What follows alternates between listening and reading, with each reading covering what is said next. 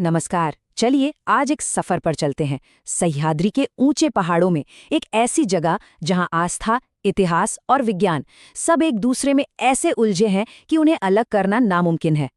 ये कोई आम तीर्थ नहीं, बल्कि एक ऐसा रहस्यमयी धाम है जहां कहते हैं हर पत्थर में एक कहानी और हवाओं में चमत्कार बसे हैं।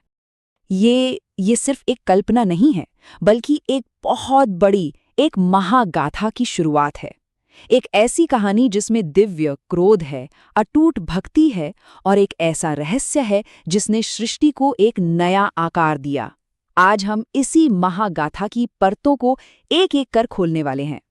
तो सवाल यही उठता है ना, कि आखिर इस पवित्र जंगल में ऐसा क्या है?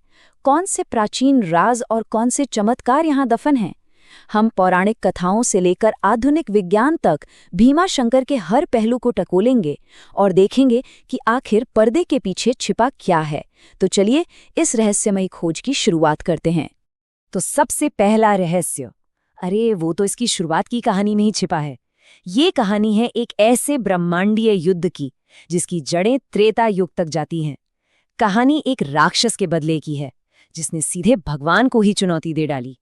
तो बात है त्रेता युग की, जब लंका के युद्ध में कुंभकर्ण मारा गया। सालों बाद सह्याद्री के पहाड़ों में उसके बेटे भीम का जन्म हुआ।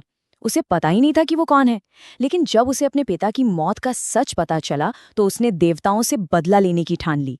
उसने ब्रह्मा जी की इतनी कठोर तपस्या की कि उसे अजेय होने का वरदान मिल गया। और बस यहीं से एक बेटे का बदला एक ऐसे ब्रह्मांडीय आतंक में बदल गया जिसने तीनों लोकों में हाहाकार मचा दिया। सोचिए, उस घोर अंधकार और जुल्म के बीच भी राजा सुदक्षिण की आस्था नहीं टूटी। जेल के अंदर उन्होंने अपने हाथों से मिट्टी का एक शिवलिंग बनाया और दिन रात बस उसकी पूजा में डूबे रहते थे। और जब भीम को इस पूजा के बारे में पता चला तो उसका गुस्सा 7वें आसमान पे पहुंच गया। वो गरजता हुआ आया और बोला, देखते हैं तुम्हारा शिव तुम्हें मेरी इस तलवार से कैसे बचाता है। और जैसे ही भीम की तलवार उस मिट्टी के शिवलिंग पर पड़ने वाली थी, एक जोरदार गर्जना हुई। धरती कांप उठी। वो मिट्टी का शिवलिंग 2 हिस्सों में फट गया और उसके अंदर से भगवान शिव अपने सबसे भयानक महाकाल रूप में प्रकट हुए। उस भयंकर युद्ध में शिव ने भीम को पल भर में भस्म कर दिया और फिर देवताओं की प्रार्थना पर वो हमेशा के लिए उसी जगह पर एक ज्योतिर्लिंग के रूप में बस गए। और इसी वजह से इस जगह का नाम पड़ा भीमा शंकर, यानी भीम के भगवान। ये नाम आज भी उस महान युद्ध की याद दिलाता है। तो ये तो थी पौराणिक कहानी, लेकिन अब आते हैं उन रहस्यों पर जिन्हें आज भी हम अपनी आंखों से देख सकते हैं और जो विज्ञान को भी सोचने पर मजबूर कर देते हैं। सबसे पहली चीज, यहाँ का शिवलिंग, इसे स्वयंभू कहते हैं। मतलब ये जमीन से खुद प्रकट हुआ, किसी ने इसे बनाया नहीं। और जो बात सबसे ज्यादा हैरान करती है वो है इसकी जगह। ये गर्भगृह के बिल्कुल एकदम सटीक सेंटर में है। सोचिए जरा, 13वीं शताब्दी में बिना किसी आधुनिक तकनीक के ये प्रिसिजन कैसे हासिल की होगी। बाद में 18वीं सदी में नाना फडणवीस ने यहाँ सभा मंडप और शिखर बनवाया, लेकिन इसका जो मूल रहस्य है वो आज भी वैसा का वैसा ही है। लेकिन एक रहस्य और भी है, और ये शायद सबसे बड़ा है। मुख्य शिवलिंग के ठीक ऊपर से पानी की एक धारा लगातार गिरती रहती है, ये कभी नहीं रुकती। लोग मानते हैं कि ये भगवान शिव का चमत्कार है, एक तरह का दिव्य अभिषेक। लेकिन विज्ञान के लिए ये एक बड़ी पहेली है। भूवैज्ञानिक हैरान हैं कि 3500 फीट की ऊंचाई पर, जहां जमीन के नीचे पानी मिलना मुश्किल है, पानी का ऐसा स्रोत कहां से आया जो कभी सूखता ही नहीं। चाहे कितनी भी गर्मी पड़े, ये धारा बस बहती रहती है। अच्छा, कहानी सिर्फ मंदिर की दीवारों के अंदर खत्म नहीं होती। असली रहस्य तो बाहर उस घने जंगल में भी छिपा है। ये तो कमाल ही है। कहते हैं कि भीमा नदी का जन्म भगवान शिव के पसीने से हुआ, और जैसे ही ये नदी निकलती है, थोड़ी दूर जाकर पूरी तरह से जमीन के नीचे गायब हो जाती है। फिर कई किलोमीटर तक जमीन के नीचे बहने के बाद जंगल में एक गुप्त जगह पर फिर से बाहर आती है, जिसे कहते हैं गुप्त भीमा शंकर। ये प्राकृतिक यात्रा किसी चमत्कार से कम नहीं लगती। और ये बहुत दिलचस्प है। माना जाता है कि भीमा शंकर की यात्रा तब तक पूरी नहीं होती जब तक आप लौटते वक्त साक्षी विनायक के दर्शन न कर लें। कहते हैं कि भगवान गणेश यहाँ हर एक भक्त की हाजिरी दर्ज करते हैं, एक तरह के कॉस्मिक रजिस्टर में।